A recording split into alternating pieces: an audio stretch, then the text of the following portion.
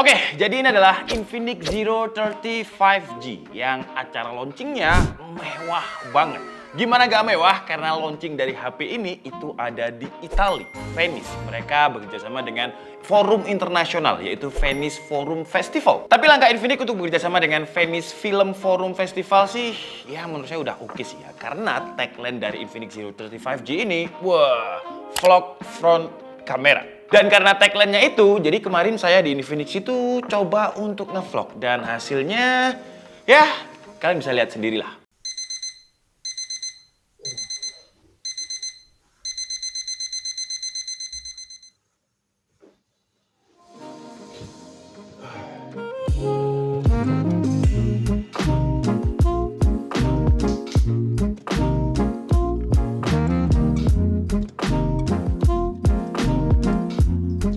Jadi sekarang saya lagi ada di luar sambil nungguin Om Diar sama Mas Damar dari Liputan 6 karena mereka belum turun. Kita janjian mau makan pagi. Ternyata ya di Infinix Zero 35G ini ada LUTs-nya. Ini saya pakai LUTs Steel and Orange. Bokehnya pun bisa diatur ya. Ini kita pakai bokehnya tadi di 51 intensity-nya. Lumayan bagus ya. Maaf saya masih pakai kacamata karena mata saya masih sakit yang sebelah kiri nih. Jadi harus pakai kacamata karena kalau silau sakit. Blurnya juga masih oke banget ya, gila. Untuk Infinix ini improvement yang benar-benar keren sih. Nanti kita jadwalnya tuh jam 8:30 kita bakalan, ya ini sebenarnya bukan acaranya dari Infinix untuk 8:30. Acaranya Infinix itu jam 1 siang. Cuman saya sama Om Diar sama Mas Damar janjian untuk ya keliling Venice untuk nyobain HP Infinix sambil jalan-jalan. Karena biasanya kalau misalkan bareng sama brand atau bareng sama Infinix itu kita nggak bisa kemana-mana gitu, harus ikut turnya. Kalau misal sendiri kan lebih enak ya, bisa lebih bebas gitu. Tapi habis ini kita mau makan dulu, habis makan baru kita ciao. Bener ya, bahasa itu. Di situ kita masih pakai LUTs Steel and Orange ini ya. Nah di situ kalau kalian lihat ada orang yang lagi pindah karena dia ada di lantai 5, 1, 2, 3, 4, 5 ya bener lantai 5. Jadi mungkin karena males naik tangga ya. Harusnya pasti ada dong tangganya dong, tapi itu tangganya itu kayak semacam hidrolis, jadi dia bisa ditarik gitu. Wah, ini berarti rumah orang di sini tuh mungkin karena di sini tanah mahal ya. Karena Venice itu kan termasuk kota yang di atas air, jadi nggak ada tanah malahan. Untuk beli tanah kayaknya mahal, jadi dibangunlah ke atas. Wah, itu isinya apa tuh? Dan selain LUTs-nya tadi, ternyata muka saya juga bisa dibikin lebih mulus ya sama Infinix Zero 35G karena ada kayak semacam preset untuk muka skin tone. Wow, ini nggak perlu skincare lagi nih kayak gini nih. Wow. Ini sekarang kita pakai ultrawide-nya. Kalau ultrawide-nya sayangnya dia nggak bisa 4K 60 fps ya. Biasanya itu di 4K 30 fps. Tapi bisa pakai fitur steady juga. Kita cari Om Diar dulu sambil nanti kita pindah lensa. Karena kalau di 4K ini masih agak lumayan gempa. Nah, sebelah mana Om Diar? Mungkin udah di restoran. Oh, itu dia orangnya tuh. Selamat pagi Om. Oh, pagi. Udah makan Om? Good morning. Udah pakai HP baru. Udah dong. Udah pakai filter juga nih. Makan di mana Om? Ya bebas aja sih di sini. Ini Om Diar nih, warna hijau dong. Hijaunya dong. Kayaknya lebih bagus dari punya saya ya, gold ya. Iya. Soalnya yang Oh, ini makanya di match sini. Iya iya. Keren.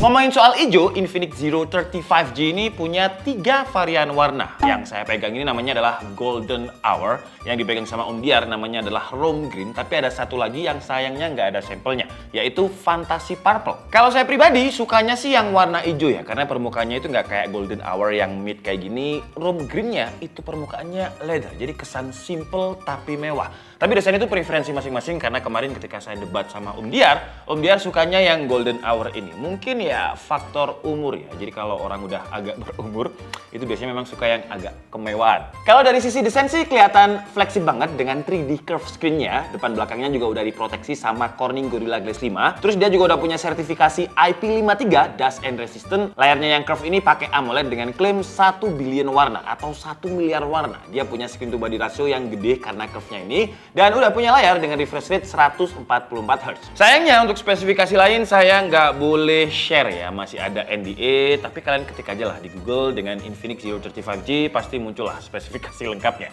Saya pun nggak boleh benchmark, jadi ya nantilah kalau NDA-nya udah diangkat kita review lagi. Yang boleh dibahas itu desain sama kameranya. Kamera depannya ini punya resolusi 50 megapiksel dan kenapa dia punya tagline vlog front kamera? Karena kamera depannya ini sanggup merekam 4K 60 fps. Sama kayak kamera belakang yang memiliki resolusi 108 megapiksel. Tapi sayangnya pas saya cobain untuk kamera depannya, HDR-nya ini masih kurang berasa fleksibnya. Karena kalau udah fokus ke muka, dia nggak bisa nangkep background dengan detail.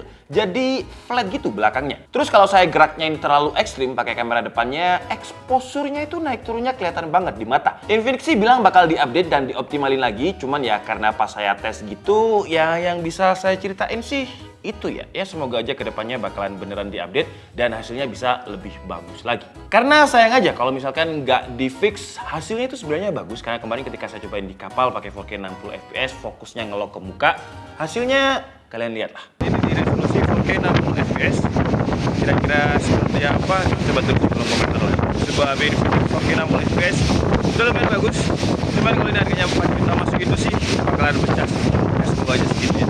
Karena kalau kita lihat Zero Ultra yang dulu itu di 6 juta kalau di 4.500.000 harusnya masih oke lah. Oh ya, ngomongin soal harga, sebenarnya saya belum tahu harga resminya di Indo nanti bakalan berapa karena juga belum dikasih tahu. Tapi kalau saya lihat harga launching di India itu harganya sekitar Rp23.999. Atau kalau kita rupiahkan itu sekitar 4,6 juta rupiah. Karena kalau harganya 5 juta ke atas, ya bakalan sulit bersaing sih ya. Karena beberapa hari yang lalu juga ada launching HP dari Vivo V29 itu harganya 5,9 juta.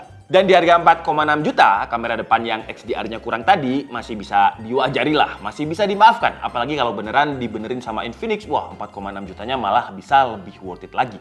Kalau untuk kamera belakangnya yang 108 megapiksel sama kayak depan, kalau kita pakai resolusi 4K 60 fps, masih ada geter-geternya, shaky-shaky-nya. 4K Ultra W 30 fps juga masih agak shaky. Yang enak kalau digunakan untuk jalan atau movement yang ekstrim, kameranya itu kita pakai yang steady on-nya aja. Tapi sayangnya steady on-nya itu cuma bisa di 1080p 30 fps. Nah di sini kalau kalian lihat pas saya coba naik tangga, dia nggak terlalu shaky. Cuman exposure-nya naik turun ya, itu kayak kamera depannya tadi. Jadi masih kurang mulus. Untuk hasil foto sih nggak ada masalah. Kalau misalkan nanti harganya itu beneran 4 jutaan, kameranya yang 108 megapiksel ini masih sangat bisa diandalkan di segala kondisi. Ultra wide dan juga wide-nya bagus, dia nggak ada terlihat perbedaan tur warna yang signifikan. Terus HDR kalau di mode kamera juga masih oke, nggak kayak di video yang dia kurang nangkep detail yang nge-flat tadi. Kamera 108 megapikselnya sih kayak nggak terlalu beda ya dengan pixel binning defaultnya. Jadi saran saya sih pakai defaultnya aja udah cukup. Untuk selfie kamera saya juga nggak ada komplain, skin tone masih terlihat natural, detailnya masih dapet.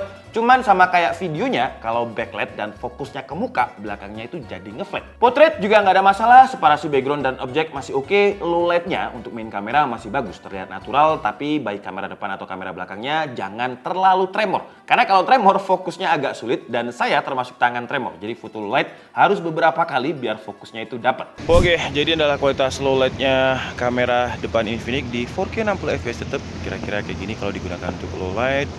Ya kalau masih ada area terang, ada lampu sih masih oke lah. Tapi kalau misalkan udah terlalu gelap kayak gini, ada beberapa noise kalau di layarnya ini. Dan kalau kita gunakan untuk jalan di kualitas low light karena kurang cahaya, shaky. Tapi nggak ada jelly-jellynya gitu ya. Coba kalau kita gunakan untuk agak gerak kayak gini, nggak terlalu ada jelinya dan lebih smooth sih 4K 60 fps-nya, cuman kayak kurang terang aja. Kecuali kalau posisinya kayak gini. Nah, masih ada cahaya jadi masih oke.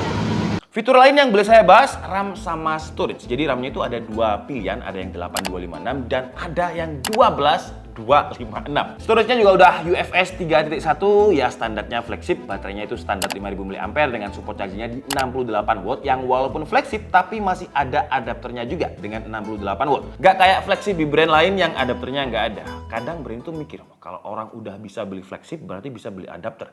Sebenarnya kan itu curang ya. Oke lah, jadi cukup segitu aja video preview ya. Jatuhnya bukan review karena saya nggak boleh benchmark. Jadi benchmarknya nanti kalau NDA-nya udah keangkat, biasanya sih deket-deket waktu launching. Launchingnya kapan? Kalau saya tanya sih bakalan sekitar 2 bulan lagi, jadi masih lumayan lama. Dan dengan semua fiturnya tadi, kalau harganya bener 4 jutaan, saya rasa dia bakalan gak ada pesaingnya sih ya. Karena saya cari juga gak ada pesaingnya yang harga 4 jutaan yang punya fitur sebanyak Infinix. Tapi kalau udah di atas 5 juta sih ya bahaya ya. Karena lawannya juga banyak yang bagus-bagus, terus juga all-rounder di kelas harga 5 jutaan. Tapi kalau menurut kalian, misalkan harganya bener-bener 4,6 juta, kalian mau beli gak? Kalau misalkan 5 juta, kalian mau beli gak? Silahkan tulis di kolom komentar ya. Saya Nika Budi and see you on the next video. Bye-bye.